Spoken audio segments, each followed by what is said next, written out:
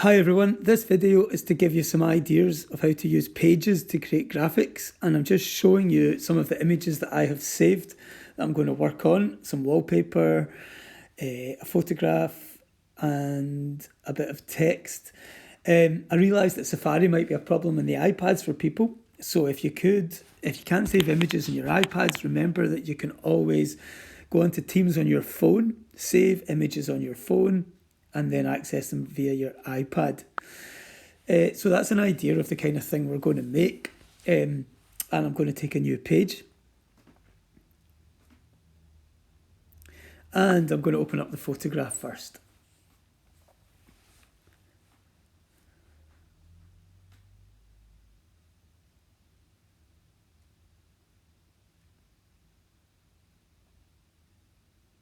And there we go.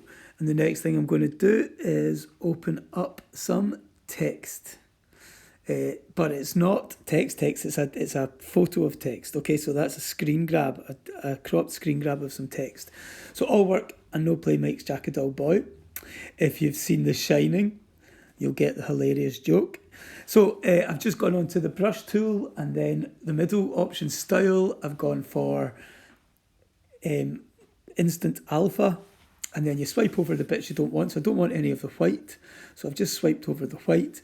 Now you do get left with tiny trace amounts of white, as you can see just in the edges of the letters, but I don't think, the way I'm about to use it, it won't cause too much of a problem. So although this is obviously geared at, this is actually specifically geared at Jerry, who was looking at David Carson and wanting to overlap text and make text and imagery combine quite a lot. So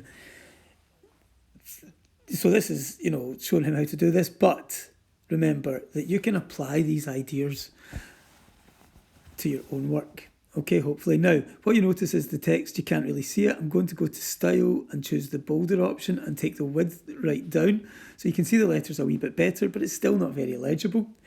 It's get lost in the dark parts. So I'm going to select the photograph again. In a second, and I'm going to take the opacity down. So in the style menu, you've got opacity.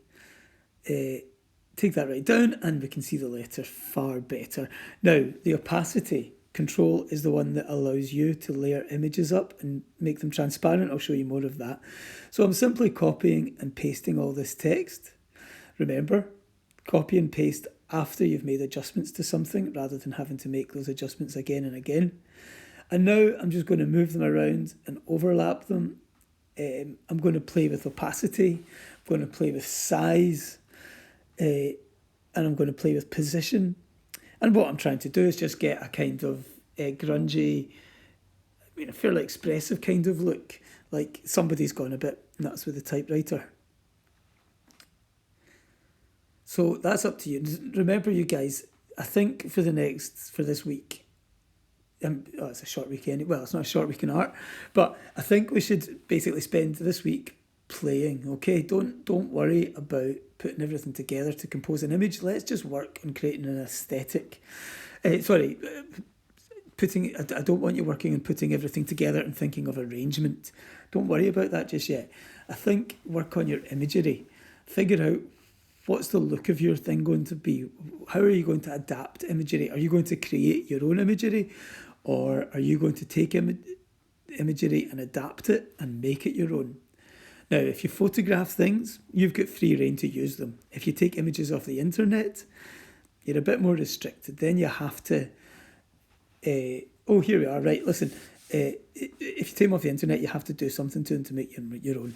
Right, listen, I'm also using Explain Everything here. And in Explain Everything, I am going to you can do some things in Explain Everything that you can't do on Pages. So I'm going to take that wallpaper image, and in this initial menu, I'm going to go to that little circular thing, and that's the same as Instant Alpha, and I'm going to try and get rid of some of this wallpaper. There we go, that's perfect.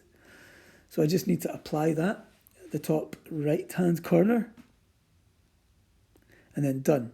So there we go, so that's see-through. I'm also going to take my eraser. I'm going to go down to the bottom to the picture mode and take the second thinnest point on it. and I'm going to erase. Now, I kept hitting the top and the bottom of the screen when I did this, so it took me a little while to realise that what I had to do was come out of Eraser and go back onto the hand tool. I think I realised this is something. There we go, hand tool. That means I can shrink the image. And I'm moving it so I can do it to the side rather than up and down. And then back onto the eraser. Finish the job. So what I'm doing is just breaking up the image. Like I was saying, if you take images off the internet, you've got to do something to turn them into your own. So this one I'm just basically destroying a wee bit. I'm trying to give more of this grungy aesthetic. I want kind of things that look distressed and wrecked and scratched, piling up on top of each other. So there we go. So that's looking pretty distressed. The bits that I've removed are going to allow me to show things through that when I bring it into Pages. So there we go. I'm going to screen grab that, or am I going to save the image? I think I'm going to oh, okay. If you look at the top right hand corner, there's a wee arrow popping out of a wee rectangle. That is your key to doing the next step. So export, and then choose image. Oh, you didn't see that there, but it gives you what kind of thing you want to save it as. So I've saved that to my photos, but then I noticed export, image, and I'm going to go to copy. That might be a wee bit faster. So if I go back onto Pages, and then I select that thing, and then hit copy, there we go. So Instant Alpha again. There we have it. Now I took away too much, although I think that looks pretty good, but I'm going to try it again. I'm just going to be more gentle when I tap, and there we go.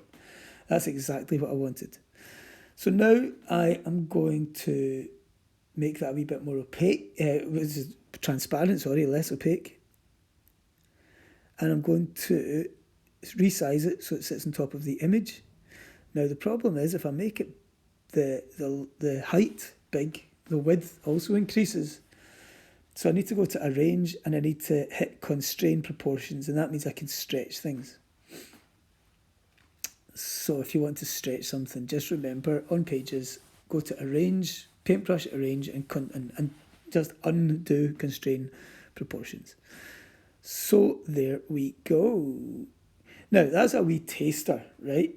For one way to make that kind of grungy, build up layers, and it's something you should remember. It doesn't have to be grungy to build up layers. Okay, you can. I'll show you some other things where you can build up layers in a much more clean way that might suit people that are going for a more modernist, Saul Bassey, Cassandra kind of thing.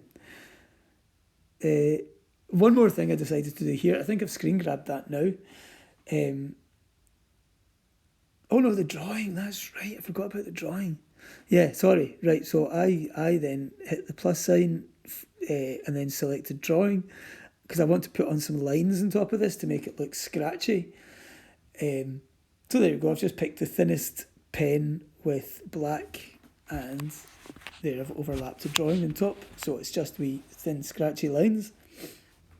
So I've got 4 layers. I've got the type text, I've got the scratchy drawing lines, I've got the wallpaper, and I've got the photograph. So now I'm going to screen grab what I've done, and that makes it into an image, which is then much better to play around with, I think. Unless, you can obviously change the arrangement of all this stuff. But I'll show you why I've done that. Okay, so I'm going to open up a new page.